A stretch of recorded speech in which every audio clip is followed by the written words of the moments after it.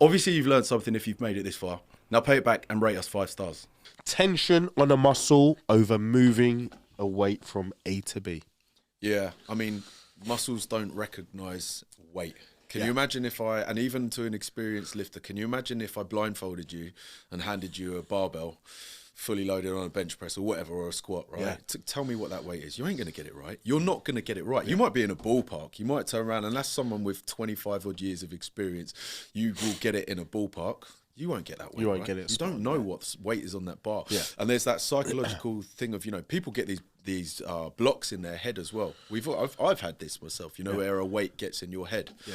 And you have to remind yourself, you're like, you only know what that weight is because you've loaded that barbell and you are aware what weight is on that bar. Yeah.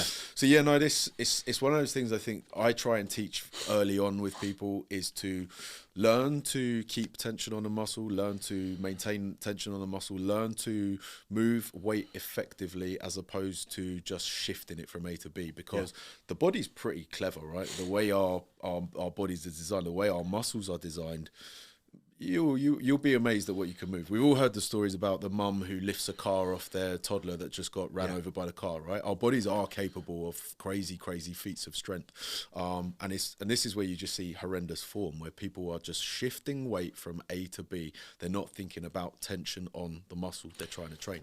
And then it just comes down to what you're trying to do in the gym. Yeah. Are you trying to grow muscle, or are you trying to just move as much weight as stupidly as possible, right? I think, a lot of it comes down to really being inside the set for that moment in time. Because a lot of people, they go to the gym and they're kind of going through the motions, just lifting a weight. And the thing is that your body is going to lift the weight in the most efficient way possible. It will find the easiest way to do that. A classic example is, for me, when I see is pull-ups. Right, you see pull-ups, which are really bastardized, like hunchback and swinging and all sorts going on, like legs coming up. It's almost like a crunch as well, because the body will just want to get you up to the bar, whichever way possible. But if you're looking to actually build a physique, then you need to start to think about building a mind-to-muscle connection, isn't it? That's that term that we always talk about, and targeting and stimulating the target musculature to do the work that you're asking of it. Yeah, and mind muscle connection. I always found it a wanky phrase. When you get certain phrases that are wanky, and you're almost like, I hate using it, except it's so good. Like it's There's accurate. nothing else you can use. But then I'm like, I try. It's like when people say, "Oh, I'm not feeling, a row in my back." Yeah. Why? Out of sight, out of mind. You have to, and you have to actually think about, okay, cool. Well, are we hitting more of a lat move or an upper back move? Like distinguish what we're actually doing, right? Yeah. And then connect with them. Think about what you're doing. It is amazing when you let things slip, how you just forget about what you're doing, as opposed to, and it becomes even easier. I find it amazing when people say stuff like, "Oh, I struggle to engage my biceps on a curl." I'm like, it's a single joint isolation move, right? There's one primary mover in that. There's nothing margin for error, is there? Yeah, and then again, it comes down to too much load. When there's too much load, you start to see swinging, you start to see momentum, and it's kind of like, get the appropriate load so that load is on that bicep. Because I don't know about you, but I use my pump as a pretty good indicator of what's going on.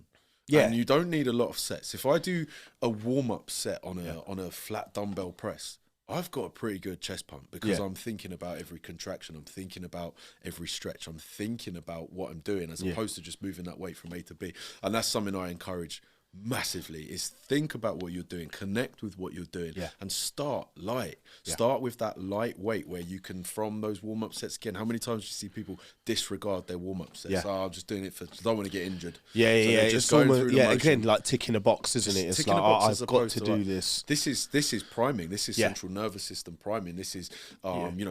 You're reinforcing correct technique. You're getting your mind into the work that needs to be done. You're getting the muscles ready for the work sets that are to come as well. And it is wild, the difference in how you feel when you actually consciously move a weight properly, and when you're just flapping about moving it from A to B. I think a big one as well that helps is, once you kind of have a base, and you don't have to get crazy with this, like it's getting at the moment, but like if you have a good understanding of anatomy and where the muscles originate and when they insert and how they move and which way the muscle fibers run, then you can start to understand the function of those muscles, and then you can engage more. And I think that that's really helps when it comes to working the back, especially in terms of like rows, retraction of the shoulder, pull downs and so on.